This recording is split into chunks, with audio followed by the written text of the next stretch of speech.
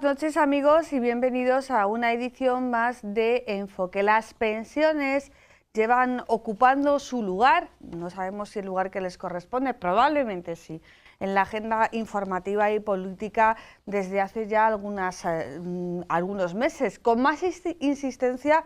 Esta semana, mañana, está prevista una comparecencia del presidente del Gobierno, Mariano Rajoy, en el Congreso de los Diputados, exclusivamente para hablar del tema de pensiones. El jueves hay previstas concentraciones en diferentes puntos de España y el sábado los pensionistas están llamados a una gran movilización en las diferentes capitales de provincia. Nosotros queremos hoy en Enfoque hacer un planteamiento general sobre las pensiones. Vemos nuestro vídeo. España envejece y la creación de empleo no logra revertir la situación de crisis que amenaza a la seguridad social. En las últimas semanas han recuperado actualidad cuestiones que evocan el Pacto de Toledo de 1995. Diferentes propuestas en relación a la financiación del sistema público de pensiones, con las que se busca hacer sostenible el actual y debilitado sistema de reparto de caja. La realidad es que no hay fondos suficientes para hacer frente a las 14 pagas de las pensiones. Los nuevos cotizantes aportan menos al sistema que los que había anteriormente, perciben menos salarios y, por tanto, realizan aportaciones inferiores en concepto de bases de cotización. La situación no es sostenible y, además, el número de cotizantes no hace más que bajar año a año, mientras sube el de pensionistas. En España, la relación de afiliados que sostienen a un pensionista ha caído en enero de 2012 a 2,09, el mismo nivel que alcanzó en 1997. En la provincia de Toledo, la cifra es aún menor. La provincia cuenta con 1,93 afiliados a la Seguridad Social por cada pensionista. La ratio es superior a la media de toda Castilla-La Mancha, que alcanza el 1,68, y solo es superada por Guadalajara, con 2,2 cotizantes por cada pensionista. A pesar de que en los últimos años se ha ido aumentando el número de cotizantes por pensionista, no se ha alcanzado la cifra anterior a la crisis. En el año 2006, Toledo contaba con 2,62 cotizantes por cada pensionista. Toledo aporta casi un tercio de los pensionistas que hay actualmente en Castilla-La Mancha y también ocupa el tercer lugar en cuanto a afiliados a la Seguridad Social. Los pensionistas toledanos cobran de media 858 euros. Las pensiones por jubilación son mayoritarias, con una media de 986 euros, aunque también hay un porcentaje elevado de pensiones por incapacidad permanente. Completan este apartado las pensiones de viudedad, con 638 euros de media, y las de orfandad, con 359 euros. Actualmente, la Seguridad Social tiene 8,7 millones de pensionistas en toda España que perciben casi 10 millones de euros en prestaciones. Desde el año 2012, las cotizaciones de la Seguridad Social ya no alcanzan a pagar las pensiones. Se ha agotado el fondo de reserva y se pagan con préstamos del Gobierno de España para cubrir el déficit a corto plazo. Los políticos meditan aplicar medidas como un impuesto específico para pagar la seguridad social, dedicar una partida de los impuestos ya existente o pagar con impuesto y no con cotizaciones las pensiones de viudedad y orfandad. Estas y otras propuestas serán objeto de debate en una comparecencia anunciada para mañana por el presidente del Gobierno, Mariano Rajoy, en el Congreso de los Diputados. Y el sábado hay convocada una gran movilización en Madrid. Estamos, por tanto, ante una agenda marcada por las pensiones que hoy serán el núcleo de reflexión en este enfoque que ahora comienza.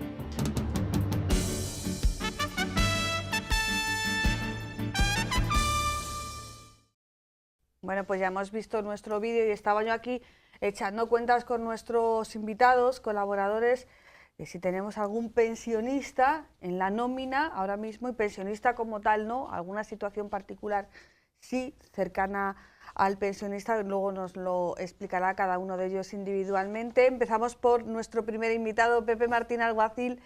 Buenas noches. Buenas noches. Bueno, eres militante, delegado diocesano de la UAC, presidente diocesano de la UAC, ex trabajador del mundo de la banca, has vivido reconversiones, movilizaciones, crisis. Un ERTE. Un ERTE. Otro ERE. Un ERE, eso es peor que las enfermedades. Una enfermedad. ERTE es expediente de regulación temporal de empleo. Y un ERE es un expediente de regulación de empleo. Que puede acabar con extinción de empleo, con retorno a la situación primitiva. Bueno, pues, o sea, que sabemos de lo que hablamos, ¿no? Algo. Algo, ¿no? Tenemos a José Ignacio González, con el que hemos quedado, que su situación y la mía es la más o menos parecida, entendiendo que cada uno dependemos de una empresa diferente. Buenas noches. Buenas noches. ERTE, ERES, desempleo en su vida. Yo de momento toco madera, no he tenido ni ERTE, ni ERE, ni desempleo. ¿Nunca ha estado en el paro? Nunca. No. Nunca. O sea, salió de la carrera y ya empezó a trabajar. Sí, sí. Tuve la suerte que un profesor mío confió en mí y yo terminé el 10 de julio y el 18 de octubre me incorporé a la facultad. O sea, que tuve un mes y medio de vacaciones muy intenso, por cierto. Ese mes de vacaciones. Bueno, no he vuelto claro. a tener unas vacaciones como esas, pero bueno. Y siempre ha dado de alta encima. Sí, sí. Hoy he entrado en la página de la Seguridad Social por curiosidad y me quedan, que es lo significativo, tengo que cotizar todavía 16 años más para tener acceso a toda la pensión. Yo prefiero que el dato me lo den a la inversa. Prefiero que Ya, me pero digan es que cariño, tienes no sé cuántos años cotizados. a mí me faltan 16 todavía. Madre mía. Y a mi mujer 18, con lo cual tendré ahí 2 años además de prevista tranquilidad. Ah, vivir de la mujer. Bueno, Eso no, sabe- vivir de la ahora mujer no. estamos vivir en de un la momento mujer complicado no. ahora. Vivir de la mujer no, pero ella trabajando y yo jubilado. Vale. No es mala situación, ¿no? O sea, Se permite, ¿no? Es políticamente correcto. ya sabe que en este programa solemos ser bastante incorrectos. Ya, No sé eso si también- políticos, eso- pero eso también incorrectos es- sí. Eso también es verdad. Bueno, yo creo que, como suele ocurrir siempre que Juan Ignacio de Mesa está aquí, nos gana en todo. Nos absorbe protagonismo, es que Claro, nos quita. nos gana en todo, nos Pero gana- solo quita por la edad, protagonismo. nada más Sí, que por sí, la pero edad. claro, en este caso, en años de cotización, buenas noches, lo primero. Pues mira, la primera vez que yo estuve dado de alta fue en los veranos que me iba a estudiar francés a París, que trabajaba en el muelle de carga transportando paquetes a las estaciones de Austerlitz y Gare du Nord en París. Eso está bien que lo cuentes. Y me ¿sabes? daba, claro, me daba de alta la empresa y yo lo que hacía allí era de carga paquetes. Aprendía francés y me lo pasaba muy bien. Y tenía yo la primera vez que pasó esto 19 años.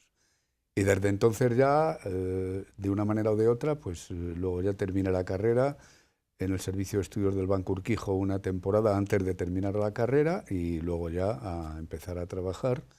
En régimen general he estado únicamente, he estado en 3 empresas, aunque siempre vinculadas directo o indirectamente. He estado en 3 empresas y he estado 6 meses de mantenido, como te comentaba antes. Sí, pero bueno, cuéntelo, porque me no, parece porque era- para los anales de la historia local de la ciudad de Toledo. O sea, usted fue alcalde y estuvo sin dar de alta. Fue un alcalde sin papeles. Claro, porque la legislación en aquel momento únicamente regulaba la retribución de los alcaldes de determinadas ciudades. En el caso concreto de Toledo, el alcalde no cobraba. En el régimen de Franco, el alcalde tenía, en cierto modo, alguna vinculación con un cargo del sistema, del régimen, y eso le permitía, me imagino yo, tener unos ingresos. Con la democracia ya, yo entro en la alcaldía en el mes de abril y hasta que no se modifica la ley y se crean y ya se aprueban los presupuestos del año siguiente, en enero del año 80, empecé a cobrar, pero de abril del 79 a diciembre del 79, mi señora tuvo a bien de mantenerme, lo cual yo estoy O sea, que eternamente fue- agradecido. Él sí que fue un alcalde por vocacional. amor a la ciudad. Vocacional y sin problemas. Bueno, ¿cuántos años cotizados? 50 y me has dicho. Pues mira, de término medio son 6, 46, sí, 40, 46, 47 años y muchos de estos años cotizando 2 y 3 veces por distintas fuentes, Ya. autónomo, régimen general y de los grandes Y ahora expresos tampoco es europeos. pensionista, es medio Ahora, pensionista. ahora estoy en lo que se llama jubilación activa. O sea, tengo 70 tacos, sigo trabajando, cotizo parcialmente y cobro una pensión parcial también como autónomo. Ujú. Bueno, yo creo que tenemos aquí una variedad. Yo, como nadie me pregunta, lo voy a contar. Yo he sido trabajadora temporal. Cobré, me parece que 3 meses de prestación de desempleo. He estado de baja por maternidad. He estado también unos meses de excedencia sin cobrar, porque cuando estás de excedencia no cobras. y luego sí, ahora bueno, pues tengo mis años cotizados. O sea que yo creo que es un panorama bastante abierto el que planteamos aquí a la hora de hablar de esto de las pensiones, que claro, llevamos tiempo, ¿no?, con este run run de las pensiones. Pero claro, lo primero que uno se plantea ante la, ante la preponderancia que está teniendo en la agenda informativa y política este tema de las pensiones, sin estar cerca de unas elecciones, que yo creo que es el dato no habitual, porque normalmente cuando estamos en elecciones o en campaña todo el mundo habla de las pensiones y de los impuestos. Las pensiones siempre tienen que subir y los impuestos siempre tienen que bajar. Luego, las pensiones no suben, bajan o se quedan igual y los impuestos siempre suben. Son cosas que pasan. ¿Estamos ante una quiebra del sistema de pensiones? No, yo creo que no. El sistema de pensiones está garantizado por el Estado. Otra cosa es que es un problema que está enquistado y cuanto más tiempo se tarden en poner de acuerdo los partidos políticos para ver qué opciones o qué alternativas o qué escenarios hay, el problema va a estar peor, porque queramos que no, tenemos un problema de pirámide poblacional. Nuestra pirámide es muy cabezona y tiene cada vez menos base, el índice de natalidad es escaso y los viejos somos cada vez más, queramos que no. El boom de natalidad de los años 70 y 80 pues se nota ahora. Menos nacimientos y más personas de edad provecta. Eso es un problema. El otro, pues hombre, gracias a Dios, aumento de la esperanza de vida. Cada año aumenta la esperanza de vida 2 meses, con lo cual los jubilados vamos a vivir más años, por lo tanto más dinero que habrá que tener en la reserva. Y también el tercer problema es que los niveles de retribución medios que perciben los trabajadores en activo no permite el que realmente se puedan hacer grandes alegrías con las cotizaciones de aportación al fondo de pensiones. Si esto lo sumas, tienes una ecuación en donde hay que obligatoriamente plantearse de una manera seria las distintas alternativas que hay para que el sistema de pensiones no vaya a estar permanentemente teniendo que estar sustentado por créditos a corto que el Estado haga para tapar el agujero. Hay que buscar una solución. ¿Quiebra o cambio de modelo? Cambio de modelo. O sea, no nos vamos a poner del todo negativos, ¿no? No. Y además, sobre todo, muchas veces el problema que tenemos es que no tenemos una perspectiva completa del problema. ¿En qué sentido? En el poder compararnos con la situación que tienen otros países. Entonces, cuando uno compara la situación del sistema de pensiones español con, digamos, la media comunitaria, se da cuenta, y así lo ponen de manifiesto los estudios que hay, incluso alguno de ellos de la OCDE, que el sistema de pensiones español tiene una serie de problemas que tiene que cambiar. Y yo creo que además en este asunto el diagnóstico que se ha definido perfectamente lo tenemos todo muy claro. Es decir, es un sistema que el año pasado me parece que tuvo un déficit equivalente al 1,5% del Producto Interior Bruto. Entonces, la forma, y hay otro problema, con el cambio del modelo productivo y de las políticas salariales nos encontramos con un grave problema de periodificación, es decir, estamos pagando pensiones cada vez más altos cuando las bases de cotización de los trabajadores son cada vez más bajas. Entonces, yo creo que es indiscutible que hay que cambiar el modelo y que además ese cambio tiene que hacerse sin populismo, sin buscar ningún rédito electoral, y hay en un momento dado en el que alguien se tendrá que plantear dejar la demagogia y empezar a decir a los ciudadanos lo que realmente pasa.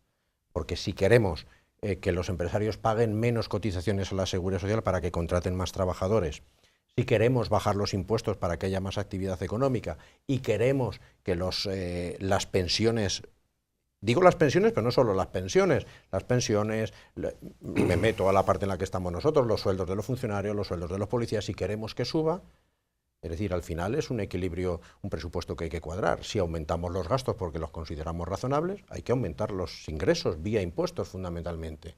Por eso es muy bonito decir que hay que subir las pensiones, que hay que subirlo, pero hay que hablar del coste de oportunidad, es decir, cómo pagamos ese mayor sobrecoste. Cambio, por tanto, de modelo económico, pero, Pepe, ¿hace falta un cambio de modelo social, en la concepción social? Claro, tiene que ir unido. Hablar de economía o de pensiones no deja de ser hablar de una convención social que hay. Una convención social es decir, vamos a vincular que la principal fuente de ingreso de las personas sea un trabajo remunerado, un empleo, pero eso puede cambiar. Otra convención social dice, pagamos entre todos impuestos y lógicamente pagan más los que tienen más, pero también podría cambiar. Y otra convención social es, vamos a tener un sistema de pensiones basado en las cotizaciones por el empleo retribuido, pero puede buscarse otro modelo. Y en ese modelo ya no solo es económico, sino que es cultural y es social también. Y a propósito de lo que has comenzado diciendo de que ahora se habla, quizás yo esté equivocado, pero creo que se habla ahora justamente porque la última reforma de las pensiones fue publicada en enero de 2013, que hay que decir que es una reforma que perjudicó mucho a los jubilados y todavía se están pagando esos trastornos causados, y a los 5 años se había un compromiso de revisar cómo iba la marcha de la reforma, y yo creo que por eso se está hablando tanto, y también porque como hay indicios de recuperación económica, los jubilados lógicamente dicen, bueno, pues si hay recuperación económica también queremos ser beneficiarios de esa recuperación económica. Pero sí, a lo que tú me preguntas, yo creo que tiene que haber un cambio de naturaleza económica, social, cultural, de todo tipo. Desde luego que la economía puede mover el mundo, pero no lo mueve la economía sola. No, es evidente. Vamos, yo creo que la movilización de los jubilados, yo creo paradójicamente que ha sido en gran parte debido a la carta tan inoportuna que se le ocurre mandar al gobierno diciendo, somos la pera, somos los mejores, les vamos a subir a ustedes después de la congelación de pensiones de estos años, les vamos a subir a ustedes las pensiones. Claro, la subida de pensiones de un 0,25, claro, para mucha gente ha sido como una especie de bofetada, ¿no? Madura de pelo. Yo creo que ha sido un efecto boomerang de quererse apuntar un éxito a demostrar un fracaso de comunicación. Bueno, no puedes jugar con más esas del cosas. Partido Popular, que lo hemos hablado muchas veces en este programa, que hay veces que se meten unos charcos de verdad que es que no hay necesidad. Sí, yo creo que ha habido un error. Ha habido un error de comunicación, un error de intentar de no saber explicar bien las cosas, quizás porque no se plantean las cuestiones con la antelación suficiente. La propia reforma del año 13 se planteaba con un título que ya es para ponerse a temblar: sostenibilidad del sistema. Cuando oigan ustedes sostenibilidad del sistema, que estamos muy malos. Cuerpo a tierra, porque eso implica que el sistema va a cambiar a peor, va a cambiar a menos. Por lo tanto, yo creo que ahí hubo errores de cálculo totales. Y errores de cálculo que cuando se hace la reforma del año 2013 tendrían que haberse puesto de manifiesto ya con actitudes de negociación para ver de qué manera el modelo se cambia. O sea, si es que es de cajón. O sea, me parece que aproximadamente en este momento en España hay 8,7 millones de pensionistas.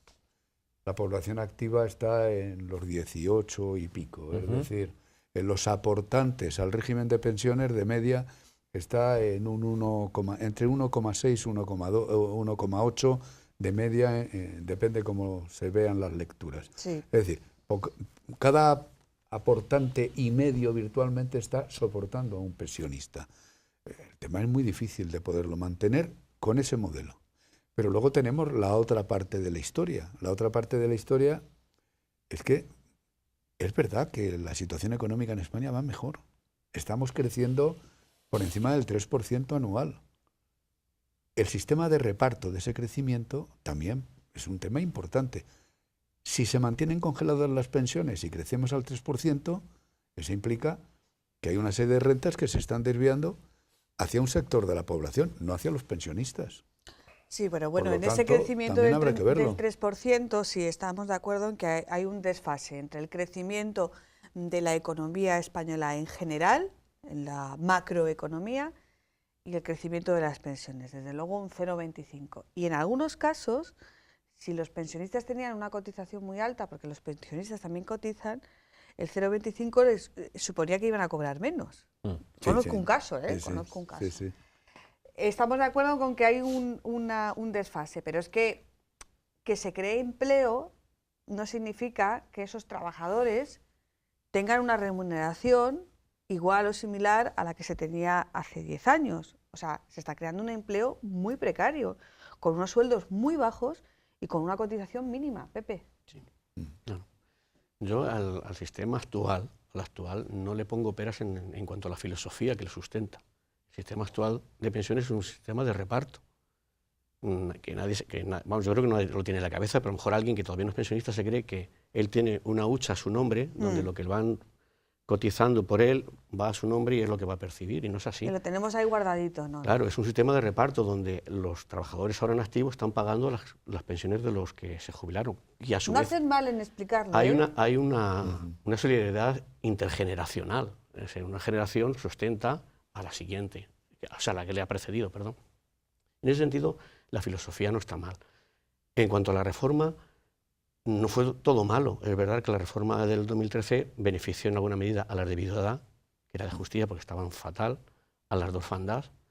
También se favoreció la maternidad con los periodos de baja maternal que tenían su equivalente en cotización, y también los becarios. Pero en conjunto, los trabajadores nos encontramos que iba a destinar menos del PIB para las pensiones.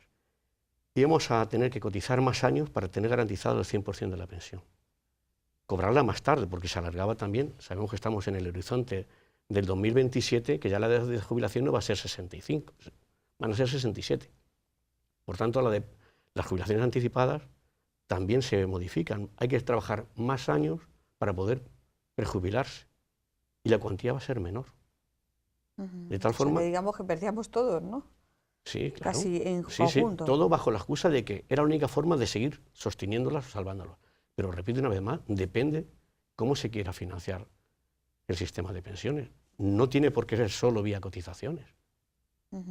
Es algo de que probablemente se hablará mañana en el Congreso. De Sí, hecho, José todas las Ignacio. pensiones asistenciales van con cargo a dotaciones presupuestarias. Vamos a No es definir pensiones asistenciales. Si Bueno, nos importa. las pensiones son Las fundamentalmente de no dos tipos: cotizables. asistenciales y contributivas. Las asistenciales son las que no han cotizado, esas van con cargo a una dotación vía presupuesto general del Estado, y digamos que no forman parte de esta hucha de la seguridad social. Esa hucha de la seguridad social en un 84-85% está financiada con las cotizaciones de empresarios y de trabajadores. O sea, lo que los trabajadores vamos aportando a esa hucha común Los de trabajadores todos, y los no empresarios propia. aportan efectivamente a esa hucha general de las pensiones, efectivamente. Y así es como funciona. Pero evidentemente el gran problema, y por lo que se habla, esto de la sostenibilidad, que yo estoy de acuerdo con Juan Ignacio, al final es como cuando un equipo de fútbol ratifica al entrenador que sabes que acaba de firmar su certificado de función, ¿no? Es lo que se ponía. Es decir, también, hay que eliminar el elemento coyuntural. Si nosotros miramos el saldo del sistema de pensiones, observamos que se ajusta además con una gran proximidad a lo que han sido los ciclos económicos. Es decir, durante los años de crecimiento económico, el sistema de pensiones ha experimentado un superávit que ha llegado incluso a ser superior al 1% anual. Evidentemente, cuando llega el 2007-2008, esa tendencia cambia radicalmente. Es decir, es previsible que una vez que el ciclo económico recupere otra vez su vigor y se extienda esa recuperación económica por todas las clases, la hucha de la seguridad social vuelva a capitalizarse y no haga falta realizar retiradas adicionales como las que se vienen realizando. Sí, en pero los bueno, últimos hasta que eso tiempos. llegue, mientras eso se contextualiza, lo que sí está claro, y no es por repetirme, pero es así, que ahora cada vez se cobra menos. A ver, yo creo que lo que debe buscar cualquier reforma, y si uno mira los sistemas de pensiones europeos que mejor funcionan, pues ser Holanda o Dinamarca, lo que se busca es que el sistema de pensiones esté totalmente esterilizado de factores como los elementos demográficos, que evidentemente influyen, como el ciclo económico, y la sostenibilidad y fiabilidad de este sistema de pensiones sea ajeno a todos esos factores, o lo más ajeno posible a todos esos factores. Como que no esté inmunizado, ¿no? Exactamente, encapsulado. Es decir, que sea viable por sí mismo, más allá del contexto, más allá de que haya un gobierno que quiera poner más o menos impuestos, o que la curva demográfica o la pirámide demográfica tenga una u otra manera. Yo creo que eso, y si uno busca en los países, porque por ejemplo España, el sistema de pensiones de España es muy similar al de Alemania, al de Francia, al de Estados Unidos, al de Polonia o al de Austria. Es un sistema realmente parecido en cuanto a todas las ratios de lo que representa la pensión respecto al salario medio, o el ratio entre pensionistas y población general, y todos esos ratios nos encontramos relativamente cerca de la media. pero lo que se busca fundamentalmente es garantizar su viabilidad más allá de circunstancias coyunturales. Bueno, ¿y eso cómo se consigue? ¿Cómo funciona en otros países que podríamos optar a ello? Vamos a ver, bueno, Bueno, está lo de la mochila finlandesa y todas esas cosas. Comparar por la media es muy difícil, ¿no? Porque, por ejemplo, el modelo austriaco es un modelo de aportación y un modelo de capitalización, son modelos mixtos. El modelo alemán es un modelo en donde el porcentaje de la pensión respecto al último salario que ha percibido el trabajador no está tan cerca como la media del español, está más lejano. O sea, son muy diferentes los modelos. Pero lo fundamental es lo que dice José Ignacio, es decir, hay que encapsular el sistema. O sea, no es de recibo que, sabiendo que el ciclo iba a venir con la tendencia que ha venido marcado desde el año 2008, la reforma del 2013 fuera una reforma que se ascribe únicamente a un sistema de mayorías absolutas por parte del Partido Popular y le dejan los demás partidos ahí solo ante el peligro con una decisión de esas características, y que llevemos con esta especie de enfrentamiento de que pasa tú primero, que a mí me da la risa y nadie quiere tomar el liderazgo para resolver el problema, con lo cual se está enquistando, en lugar de encapsulando un problema para dejarle ajeno a todo tipo de vicisitud, se está enquistando el problema. El problema es que ya este año otra vez va a tener que aportar fondos el Tesoro Público al Sistema General de Pensiones para que se puedan pagar las pensiones. Las pensiones cuestan aproximadamente 9.000 millones de euros al mes. Exacto. 9.000 millones de euros al mes. Y no hay fondo de pensiones en este momento. Y las aportaciones que se están haciendo, hay aproximadamente un desfase de unos 1.000 millones mes, aproximadamente. Es decir, cada mes que pase sin resolver este tema o sin enfrentarse a ver qué alternativas puede haber, estamos generando un déficit de aproximadamente 1.000 millones. Yo creo que, hombre, a escote lo pueden pagar todos si quieren, pero yo creo que estar en esta situación durante más tiempo pues implica que estamos pagando un canon de 1.000 millones de déficit en el sistema. Hay que reunirse y resolverlo. Una de las propuestas que decía antes José Ignacio, que mañana irán al Congreso de los Diputados, es que las pensiones de viudedad y orfandad no se paguen de la hucha de las pensiones de cotizaciones, de las pensiones de pensionistas, hacer un impuesto específico para pagar la seguridad social, dedicar una partida de los impuestos o pagar con esos impuestos esas otras pensiones. Claro, sí es lógico que si tienes que sacar de aquí, pues tienes que recortar del otro lado, pero lo que sí está claro es que la demografía nos dice que cada vez vamos a ser más, que cada vez vamos a vivir más, que cada vez vamos a necesitar más gastos en materia de salud, en materia sociosanitaria, y tampoco se plantean otras políticas, como por ejemplo un fomento a la maternidad, que es algo que no se plantea en ningún momento. Si hay más niños, digo yo que trabajarán más, ¿no? Pero Bueno, ¿quién se va a animar a ser madre? Claro, se habla de pensiones, voy a meter una cuña. Pensiones contributivas. El sistema es tan injusto, es tan indigno, que una mujer que se ha pasado toda su vida atendiendo a los cuidadores de la vida y de la casa, a los menores, los independientes, no tiene derecho a una pensión contributiva. Tiene derecho a una pensión de viudedad del cónyuge que sí que ha cotizado. O sea, ha sido madre, enfermera, cocinera, planchadora, psicóloga que levanta la autoestima del marido, maestra con los niños, enfermera, etcétera, etcétera, etcétera, y no tiene derecho a una pensión. Quiero decir que, en lo que decía, el cambio de modelo, hay que desvincular los derechos sociales de todas las personas al empleo. Y luego lo que no puede ser es que tú insistes mucho en que cada vez el empleo es peor, es que se siga manteniendo un sistema vinculado a la cotización vía empleo, cuando en sentido contrario van las condiciones de empleo. Si cada vez el empleo es más precario, falta más empleo, se va a llegar a un punto en que va a haber un fragmento de población altamente cualificado, con un empleo muy estable y de alta calidad, que se va a poder incluso permitir hacerse un plan de pensiones y va a conseguir la cotización del 100% más.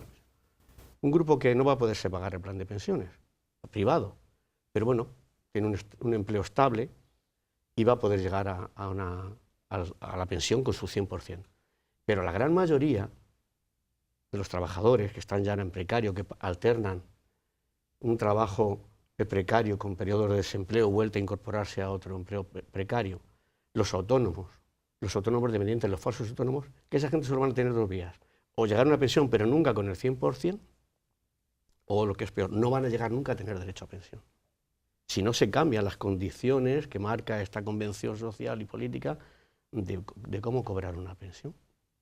Entonces, vale, eso dices, maternidad, claro que hay que hacer políticas que fomenten la maternidad, una política familiar que contemple eso, que haya más niños, pero los sistemas económicos siempre se han ingeniado con la llamada a la inmigración.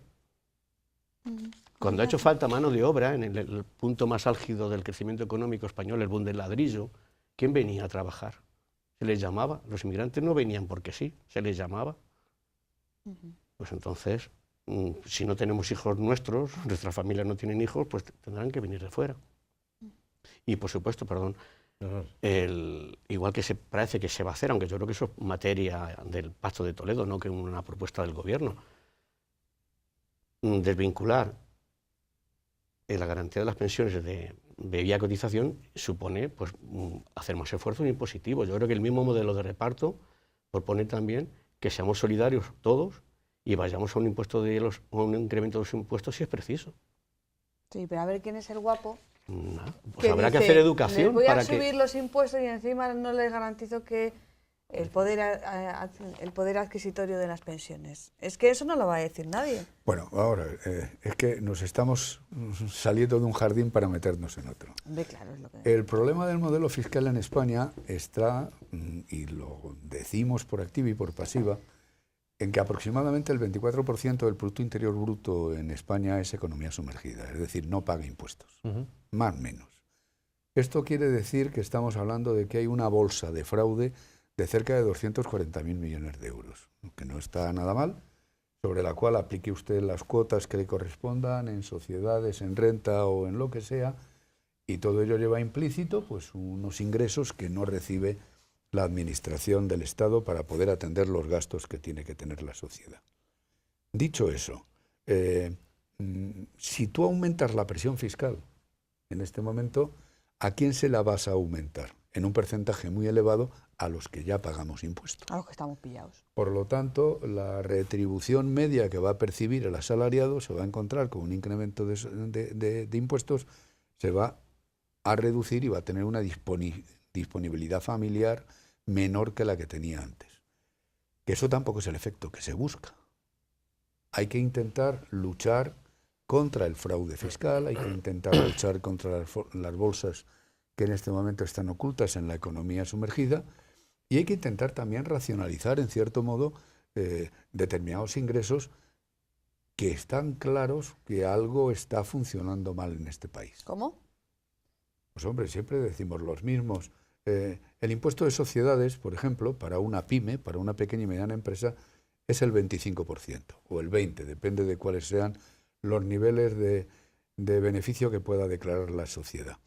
Si haces una comparación en una pyme, el tipo efectivo del impuesto de sociedades puede estar en el 23 y pico, 24, 18 y pico, 19, en función de alguna deducción o alguna regalía que pueda hacer para poder periodificar el pago de un impuesto.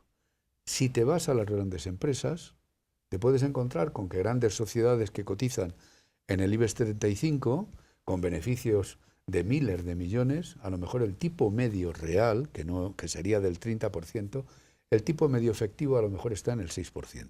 ¿Y por qué? ¿Por qué? Pues bueno, yo digo que si el esfuerzo que se dedica... Estaba agazapada esperándote, con la pregunta. Estaba agazapada. Hombre, pues porque desde luego merece la pena. Yo para poder discutir si tengo que pagar 12 euros más o menos de cuota en el impuesto, pues a lo mejor no me merece la pena partirme la cabeza a ver de qué manera lo puedo hacer. Ahora, si la diferencia está en pagar 12.000 millones. 12 millones, pues a lo mejor merece la pena el estar dándole vueltas a ver cómo pago menos. La cuestión estriba en que debería de hacer el mismo esfuerzo la agencia tributaria en ver por qué ese tipo efectivo de determinadas sociedades es el que es, en lugar de dedicarse a buscar el por qué el tipo efectivo en 100 sociedades es un punto menos a lo mejor del tipo real que debería de pagar. Y 1000 cosas más. O sea que ahí hay una fuente de ingresos. Hombre, por Dios, claro En que apretar la un hay. poquito a las grandes empresas. No apretar, en hacer cumplir lo que la ley ya tiene de suyo establecido. O sea, no buscar salidas extrañas, estrafalarias como amnistías fiscales, sino decir, señores, vamos a trabajar para lograr el que tengamos una disciplina fiscal. Todos, absolutamente todos los españoles, de que intentemos evadir lo menos posible los impuestos que tenemos que pagar, que no pidamos facturas sin IVA, que no hagamos determinados escaqueos a la hora de poder realizar el cumplimiento de nuestras obligaciones, pero que también la administración se dedique a donde está lo mollar de los ingresos, que no se dedique a perseguir al pobre autónomo que lo que está haciendo a lo mejor es permitir sobrevivir a su familia y dar de comer a sus hijos, que a quien tendrá que perseguir. Tenemos una fuente de ingresos que no son impuestos. Hombre, Otra no, cosa es que se quiera apretar, yo sigo utilizando el término en esa parcela. Sí, Los que entienden dicen que de todo el montante de dinero que hay, de economía, el 15% es economía productiva y el 85% es economía financiera especulativa. Y de ahí no se cobra nada, no se tributa.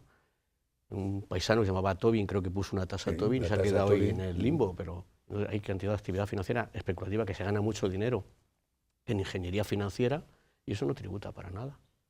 Y luego hay empresas también que no son pequeñas empresas, son empresas grandes que, como han encontrado la gallina de los huevos de oro, dicen a sus trabajadores, a partir de mañana, eso ya lo hizo Bimbo, y creo que otras han seguido ese ejemplo, a partir de ahora te vas a hacer autónomo.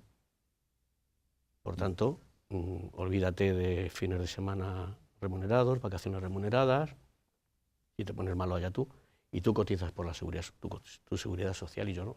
Lógicamente, la cotización que hace un autónomo es bastante más baja que la que puede hacer un empresario por su trabajador. Es decir, que hay todo un montón de cosas que ayudarían. Es decir, que sin tocar los impuestos ayudarían. hombre, A tasa Tobin movía así el profesor la cabeza. Es que, a ver, es que luego al final, por desgracia, toca pasar de las musas al teatro y al final la realidad es mucho más compleja.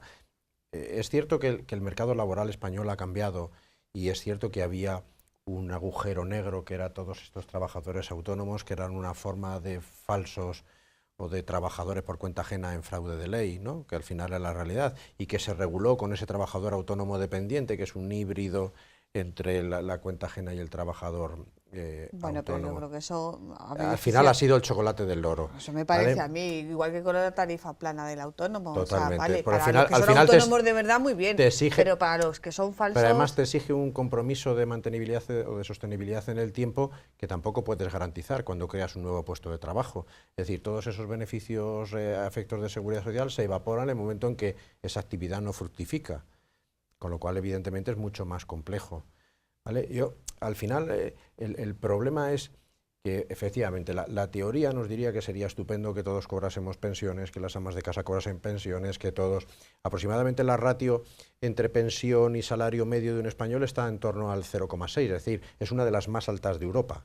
La ratio entre pensión media y salario medio es de los más altos de Europa. Creo que solo Portugal se encuentra a nuestro alcance, en nuestra media. El resto de los países están sustancialmente por debajo, algunos incluso en el 50% de nuestra tasa, rozando el 30%.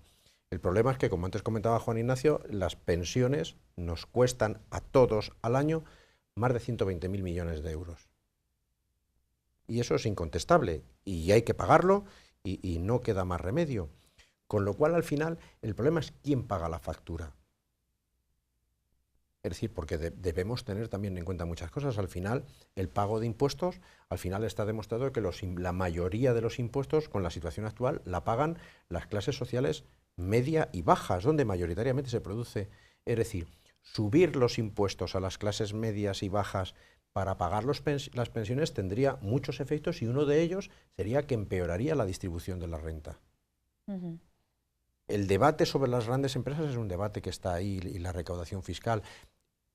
Yo por otras actividades, tú entras en Guzmán el Bueno, que es, digamos, el templo de los impuestos en Madrid, y cuando vas a la planta del ciudadano de a pie, vives la realidad ciudadana de a pie, del empresario que por presentar tarde un impuesto tiene que pagar 250 euros simplemente por retrasarse unas horas, y luego subes al departamento de grandes empresas y te das cuenta el por qué las grandes empresas no están sometidas a la disciplina y al incremento brutal de la presión que están sufriendo los pequeños y medianos empresarios en estos momentos en ¿Qué España. pasa? ¿Hay moqueta? ¿En esa planta hay moqueta? Bueno, para empezar, lo que hay es mucho menos personal. Y probablemente que suceda algo parecido en algunos procedimientos judiciales, se estrangulan ese tipo de inspecciones a base de cómo se apaga un fuego, ¿no? Cortándoles el oxígeno y no proporcionando la infraestructura suficiente.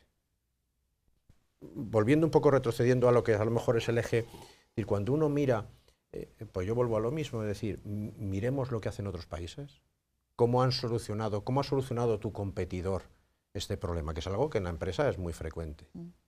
Y te das cuenta que los sistemas de pensiones que mejor funcionan o que mejor valorados salen han logrado un equilibrio entre la pensión como medio de redistribución y el equilibrio financiero. Y en todos esos países se ha fomentado los planes de pensiones privados, que tampoco tienen que requerir un gran esfuerzo financiero. Aquí lo que se trata es que los planes de pensiones empiecen, o los trabajadores nos mentalicemos que tenemos que hacerlo desde el principio, desde el inicio de nuestra vida laboral.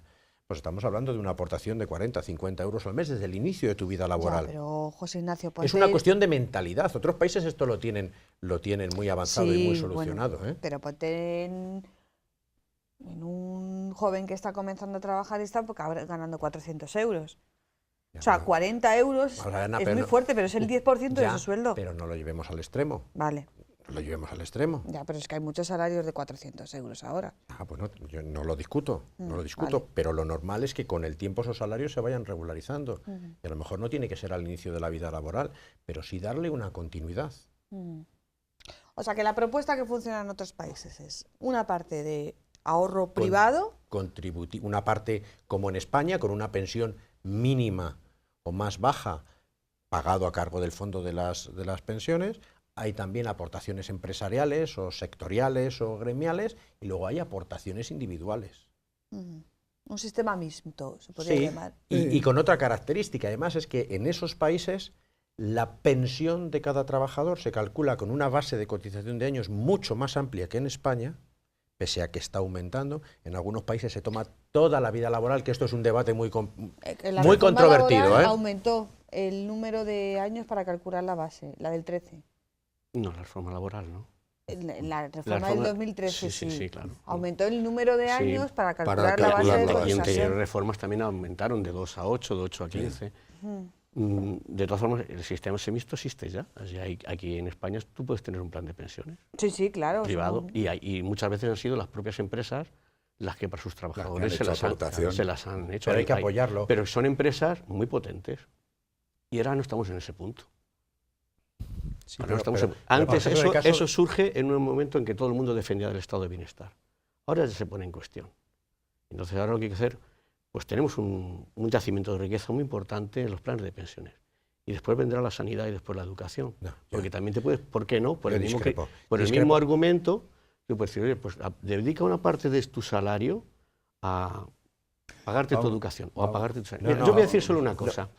El mismo día que aquel famoso del Black Friday, se dijeron unas cifras astronómicas del número uno y de beneficios para el número 1 de Amazon. Al día siguiente, en la red estaba una noticia que decía: Amazon busca autónomos para el reparto de sus productos. Eso es una vergonzonería. Y claro, eso es lo que irrita a la gente, a los pensionistas que salen. Porque ven la sinvergonzonería del político de turno que dice que hay que bajar los salarios, hay que tener moderación salarial, cuando lo primero que ellos hacen cuando llegan al Fondo Monetario Internacional o donde sea es subirse el salario. Y entonces la gente, los trabajadores de a pie están cansados de que les engañen, están cansados de que a la hora del reparto la parte magra vaya para los de siempre y la parte floja para los de siempre. Sí, porque además con esto que dice Pepe, que ha pasado también con las movilizaciones de la semana pasada en torno al Día de la Mujer, los pensionistas se están movilizando per se. No tienen el aval de ningún partido político. Otra cosa es que a rebufo lleguen los partidos políticos y los sindicatos. Ayer salieron los sindicatos. Esto habla, cuando todo es malo siempre hay que sacar una lectura positiva, de que la gente se está empezando a mover solita, sin Es la enarbolar. ventaja de las redes sociales es precisamente esto, que va a haber en un momento, y esto yo creo que es muy positivo, que no se va a poder canalizar o no se va a poder controlar lo que el común de los mortales quiera en un momento determinado. Yo creo que eso es muy positivo. También por la red circula, en plan de broma, lo mismo. Dice, en mayo del 68 se hizo con los mismos que ahora están regulando las pensiones. Ha habido ahí un vacío temporal bastante prolongado en el tiempo, en donde parecía como si todo nos lo tuvieran que dar resuelto. Yo creo que es muy positivo que la gente se dé cuenta de que hay que luchar por lo propio de una manera conjunta, que no puedes ir aislado, pero que no te puedes quedar en tu casa viéndolas venir pensando en que esto es algo que de suyo va a resolverse. Bueno, esto abriría un debate muy interesante porque, claro, está bien salir a la calle, protestar, luchar por lo tuyo, como tú dices, Juan Ignacio, pero claro, tiene que haber alguien que lo canalice, le hace sindicatos o partidos políticos. De momento, mira, la movilización de los jubilados lo que ha producido es que mañana va a haber un pleno en el Congreso de los Diputados con una comparecencia del presidente del Gobierno y ya todo el mundo da por hecho que el Pacto de Toledo se tiene que poner las pilas y tiene que empezar a trabajar. Lo cual ya ha habido una relación de causa-efecto muy importante, sin que lo capitalice absolutamente ningún partido en concreto. Por lo tanto, esto es positivo. Pasó el 8M con la movilización de las mujeres en la calle. Podrá haberlo intentado capitalizar quien sea, pero lo cierto es que las mujeres han superado esa capitalización partidista y en este momento ya es un hecho. Hay que tener en cuenta lo que la calle dice. Y eso creo que es positivo y no ha habido alteraciones, ni ha habido ninguna situación que no se haya podido reconducir. Por lo tanto, es positivo que los jubilados digan, señores, este sistema no puede seguir así, y es muy positivo. Porque tenemos otro problema muy a corto plazo, y es entrar en otro debate que sabes que le tenemos pendiente, y es que el modelo del mercado de trabajo, en un lustro, va a empezar a cambiar de forma radical. Está caducado ya. Va a empezar a cambiar de manera radical. Y resulta que nuestros líderes políticos no se están mojando para ver de qué forma se prepara la sociedad para asumir que eso va a tener un cambio radical que nadie tiene previsto. Por ir concluyendo, porque el debate se torna muy interesante, pero el tiempo es el tiempo. Hay que cambiar el modelo. No estamos ante una quiebra, pero sí hay que cambiar el modelo. Ese cambio no puede ser solamente económico / fiscal, tiene que ser un cambio social, un cambio de mentalidad. Hay que fomentar los planes de pensiones y hay que confiar, bueno, confiar quizás no es el mejor verbo. Hay que... Si lo que viene ahora es políticos, desde luego que no. No, está listo ahí. Rápido. No, digo que hay que congratularse de la movilización ciudadana en este ámbito y que no ha degenerado en comportamientos violentos ni populistas. Lo que pasa que yo ahí me tiento un poco la ropa. O sea, no creo que todo vaya a... en algún momento habrá un elemento político que trate de hacer lo suyo. Eso es así, va en la condición, ¿no? Hombre, por desgracia, acordémonos, el 15M... Pues por eso es que yo tengo en mente el 15M. Fue una movilización importante que intentó cambiar las cosas y fíjate tú en lo que ha terminado. O sea, que a veces se produce un fracaso de las esperanzas. Bueno, yo creo que tampoco hay que sobredimensionar las movilizaciones, porque también en su día dijimos que la acampada de Sintel era el resurgir del movimiento obrero. Cuando la acampada del 07 dijimos, ya está, la solidaridad internacional es un hecho. Hay que relativizarlo. Yo el perfil que me encuentro con gente en las concentraciones es un perfil de un pensionista que seguramente tendrá una pensión mayor que la que vamos a tener en el futuro, pero que te dicen lo siguiente: no estoy aquí por mí, que yo ya tengo mi vida asegurada, es decir, lo hago por mis hijos. Exacto. Y por mis nietos, te dice alguna gente. Yo me quedo con eso. Pues Ignacio. A ver, yo creo que no hay que ser alarmista, en eso estoy de acuerdo. Yo creo que la pregunta que te pueden hacer más directa es si nuestros hijos o si nosotros vamos a cobrar pensiones. Yo creo que sí, pero también creo que la tendencia, hay una serie de cambios que son imparables. Desde el aumento de la edad, es decir, de los años que se toman para el cálculo de la pensión, Creo que los planes de pensión privados es una realidad que también se va a imponer y yo sí que creo que el sistema tiene que ser modificado. Y el problema que tenemos nosotros, que es lo mismo que va a pasar con el mercado de trabajo, es que siempre vamos montados a lomos de un caballo descontrolado. Es decir, en vez de anticipar los problemas e intentar prever lo que va a venir, vamos siempre apagando los fuegos de los incendios que se nos van planteando.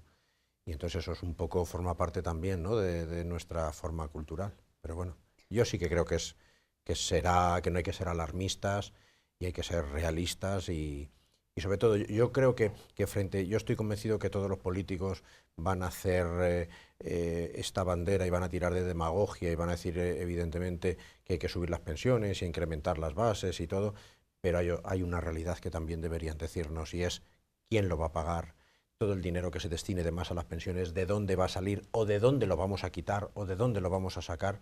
Y yo creo que esa es la segunda fase en la que yo creo que también nos deberíamos preocupar todos. No solo en que suban las pensiones, sino cómo suben, de dónde suben y quién paga esa cuenta. Yo creo que eso es importante. Ser un poquito maduro, ¿no?, en las reivindicaciones. He dicho maduro y no tenía que haber dicho maduro. Sí. Y un minutito más, se lo robo a mis compañeros. Hombre, no está mal planteado porque estamos en el 2018, a comienzos del 2018, y el horizonte electoral nacional es el 2020, aunque el autonómico local es el 2019. O sea, yo creo que a nivel de legislatura, cogiendo la legislatura individualmente, no es un mal momento. O sea, yo creo que hay tiempo y no estamos con las angustias preelectorales. O en España siempre estamos en angustia preelectoral. Como hablemos de momento, nunca es el momento. El momento es ahora para todo. Claro. Ahora para todo. Para buscar soluciones siempre es el momento. Otra cosa es que se ponga de manifiesto quién no quiere buscarlas. Pero yo creo que la responsabilidad de los líderes políticos es asumir el compromiso de buscar soluciones. Y el que no se quiera apuntar, que se baje del carro y que los electores lo vean y que digan, este señor no se apunta o este partido político no se apunta a buscar. Sí, el problema es que se baje del carro y se apunte en la calle. Bueno, a pero lo que mejor también las la gente pensiones, lo ve. todo esto sirve para que esta legislatura, que nos hemos pasado el 99% de la legislatura hablando del problema catalán, a lo mejor salga de esta parálisis legislativa en la que estamos y realmente volvamos a tener todos un gobierno que se ocupe de gobernar. Y de las cosas que importan en la calle. Muchísimas gracias a los tres. No hemos querido generar un mensaje alarmista, sí realista. Yo me quedo con lo que ha dicho José Ignacio. Mira, yo quiero mucho a mis hijos, pero a mí también me interesa saber si voy a tener pensión. Sí, hombre. Y bueno, habrá que esperar a ver lo que pasa. Muchísimas gracias a los tres. Buenas noches. Volvemos la semana que viene.